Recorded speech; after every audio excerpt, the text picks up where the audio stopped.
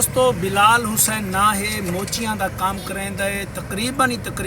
30 to 40 साल इंदा भाई दा अरसा थी गई दुकान ते ये अपने जेरे ले गाहक ना होवे अपनी मस्ती दे विच बैंसरी वजेंदा भाई माशाल्लाह। मैं में गड्डी ते टप्पा मैं को याद आ गई है मैं आखे भाई को मैं भी बैंसरी सुनवावा और तुहाको तुसा दोस्तां कोई सुनवावा ये बिलाल हुसैन क्या हाल है ठीक हो मालिक दी रहमत है करम मालिक भाई जान क्या सुने सो साहब भाई तुसा सर असल से अपना रूह खुश करने वास्ते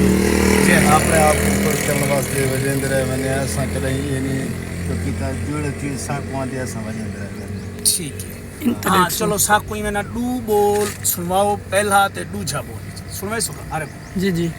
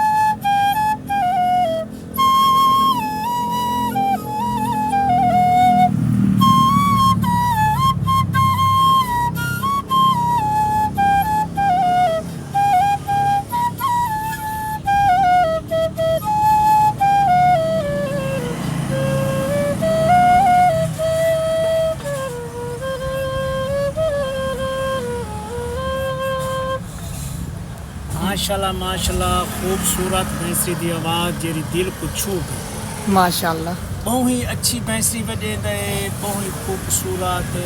ते इंदा बैंसरी नाल मोहब्बत जी ठीक है बिल्कुल।